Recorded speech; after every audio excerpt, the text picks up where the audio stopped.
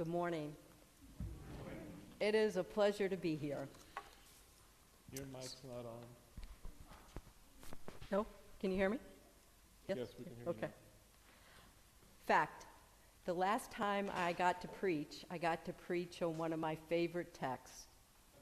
Do justice, love kindness, and walk humbly with your God. That's Micah. This text from Matthew is one of my least favorites. It is blunt, and there is no sugarcoating at all. This gospel passage reminded me about my experience in dating and the job search. In dating, I put on my best face. I was smart, a little bit of makeup, was calm, happy, fun, flirty outfit, all that. And in the in the job world, yes, I'm up to the challenge. I can do that. I have an I can mentality. Or if I was trying to recruit, yes, this is the job. You will be challenged, but there'll be tools and services, and I'll be right there for you.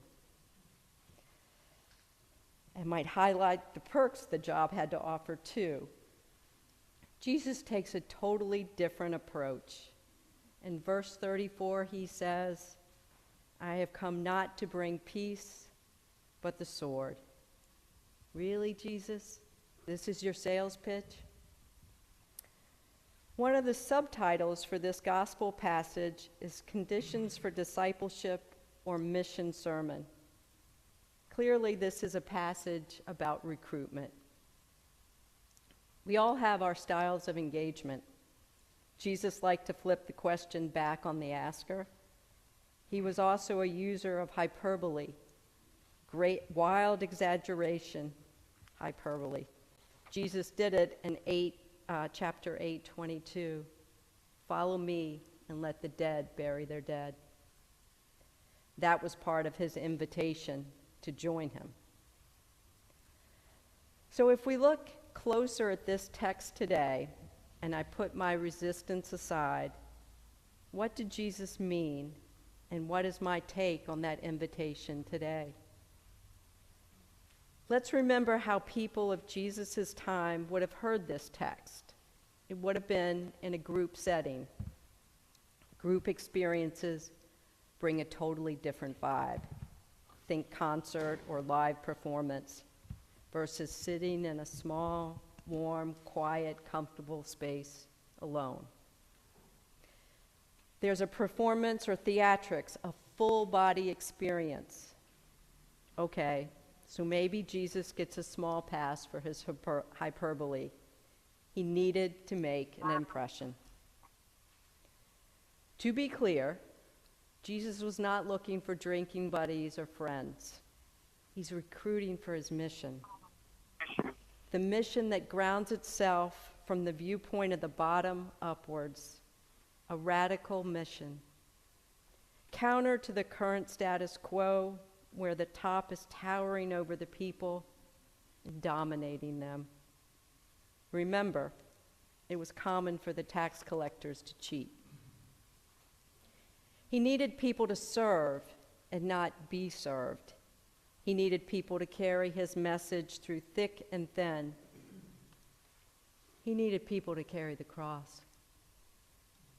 And to be crystal clear, he said, you will need to let the dead bury the dead, but more so, be able to detach from your family or distractions.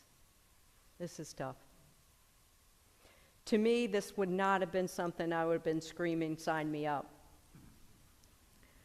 True Christianity, following the gospel, is really, really, really, really hard. It is not just quiet prayer. As one of my old pastors said, the gospel is not to comfort the comfortable, but to make the comfortable uncomfortable. I can feel my insides tensing up and constricting.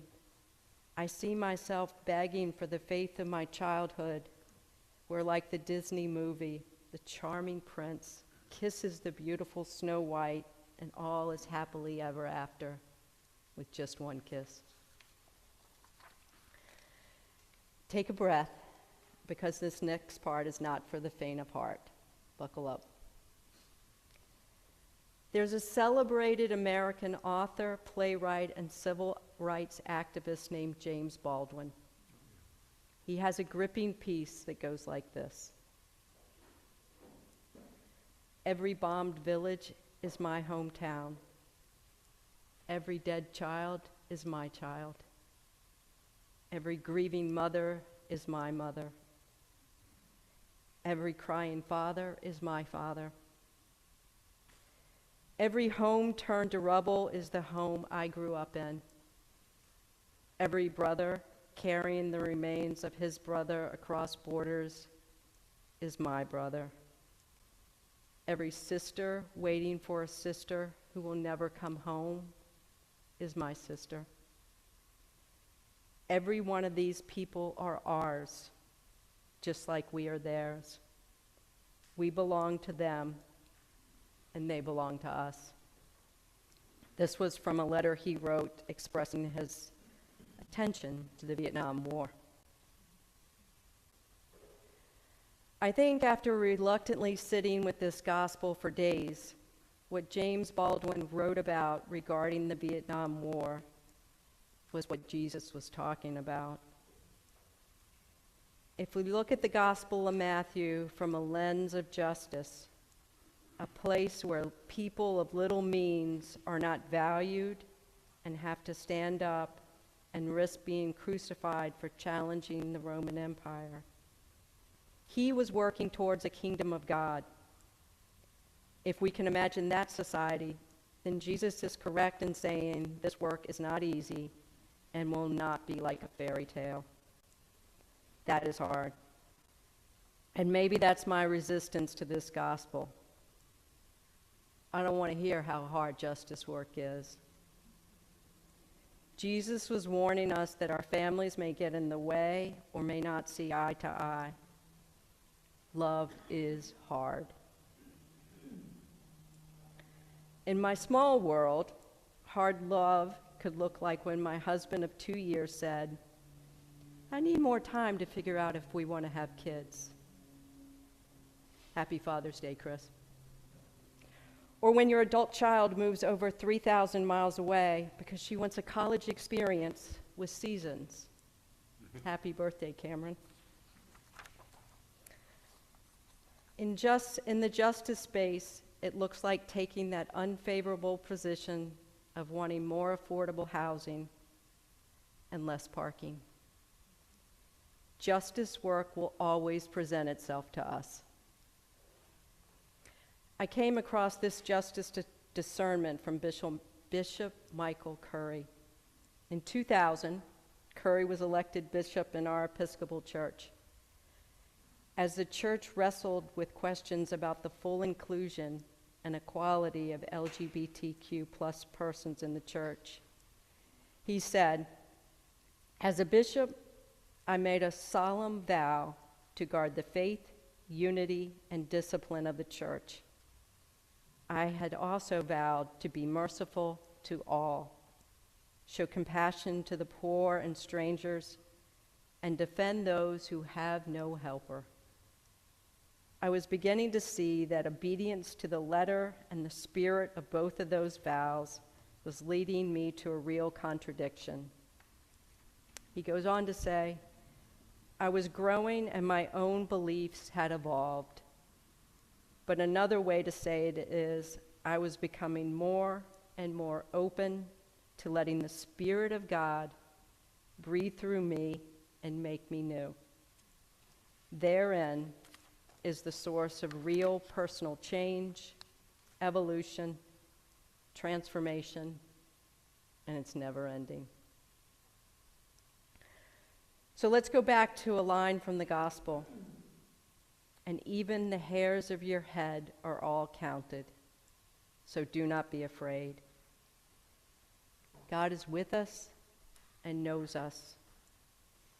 I'm going to stay with do not be afraid because as Bishop Curry says, love is the way. An old professor taught me, love refuses to make peace with injustice, and love will not allow oppression to go unchallenged.